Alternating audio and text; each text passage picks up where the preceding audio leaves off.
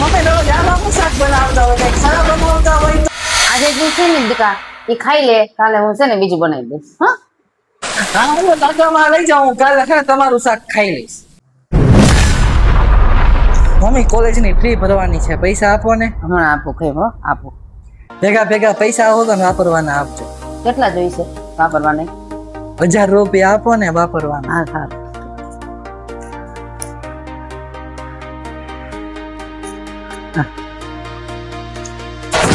છે મમ્મી બધા દોસ્તર અમે ફરવા જાય છે, 5000 રૂપિયા આપો ને. ક્યાં ફરવા જવાનું તમારે બધાને? અમને બધા દોસ્તારને છે ને કોલેજ માંથી લઈ જઈશ. કઈ જગ્યાએ પણ લઈ જઈશ? એ લઈ જમ છે, અમને આપો ને પૈસા 5000. સારું એટલે હાલે. એ હારું.